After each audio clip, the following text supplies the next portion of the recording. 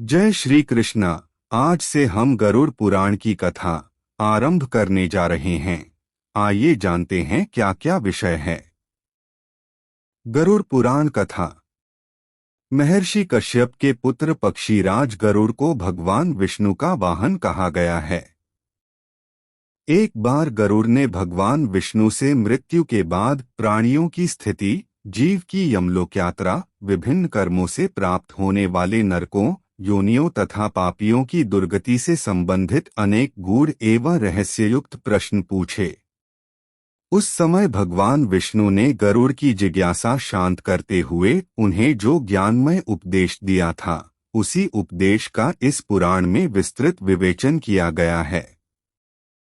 गरुड़ के माध्यम से ही भगवान विष्णु के श्रीमुख से मृत्यु के उपरांत के गूढ़ तथा परम कल्याणकारी वचन प्रकट हुए थे, इसलिए इस पुराण को गरुड़ पुराण कहा गया है।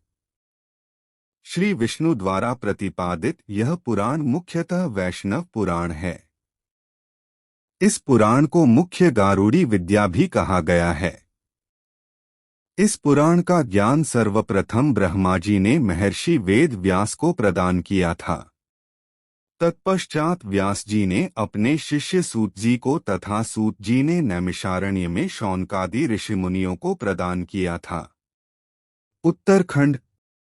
इस खंड को प्रेतकल्प भी कहते हैं। प्रेतकल्प में 35 अध्याय हैं। इन अध्यायों में मृत्यु का स्वरूप, मरणासन्न व्यक्ति की अवस्था तथा उनके कल्याण के लिए अंतिम समय में किए जाने वाले क्रियाकृत्य का विधान है। यमलोक, प्रेतलोक और प्रेत योनि क्यों प्राप्त होती है, उसके कारण, दान महिमा, प्रेत योनि से बचने के उपाय, अनुष्ठान और श्राद्ध कर्म आदि का वर्णन विस्तार से किया गया है। इसमें भगवान विष्णु ने गरुड़ को यह सब भी बताया है कि मरते समय एवं मरने के तुरंत बाद मनुष्य की क्या गति होती है और उसका किस प्रकार की योनियों में जन्म होता है। गरुड़ पुराण के अनुसार जिस समय मनुष्य की मृत्यु होने वाली होती है, उस समय वह बोलने का यत्न करता है, लेकिन बोल नहीं पाता।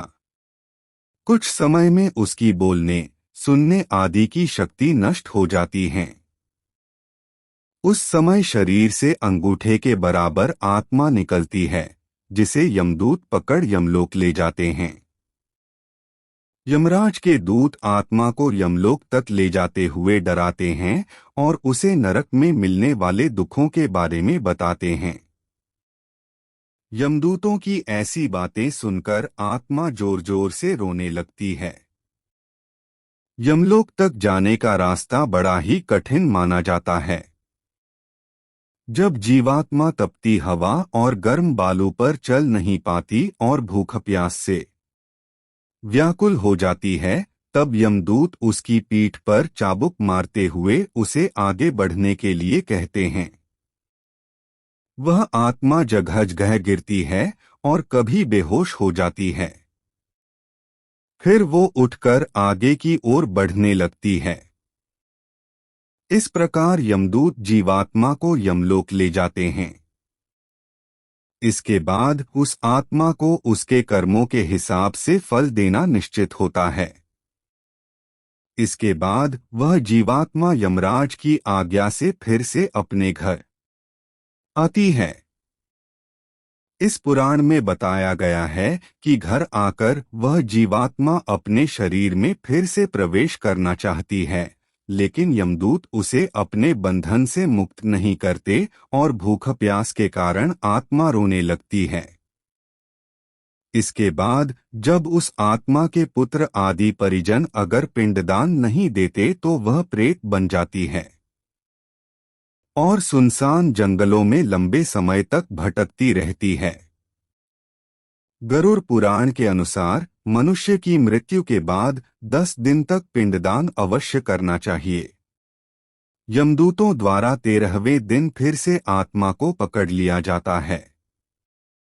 इसके बाद वह भूख प्यास से तड़पती 47 दिन तक लगातार चलकर यमलोक पहुंचती है। गरुड़ पुराण अनुसार बुरे कर्म करने वाले लोगों को नरक में कड़ी सजा दी जाती है, जैसे लोहे के जलते हुए तीर से इन्हें बींधा जाता है। लोहे के नुकीले तीर में पाप करने वालों को पिरोया जाता है। कई आत्माओं को लोहे की बड़ी चट्टान के नीचे दबाकर सजा दी जाती है। किस आत्मा को क्या सजा मिलनी है, ये उसके कर्म निश्चित करते हैं।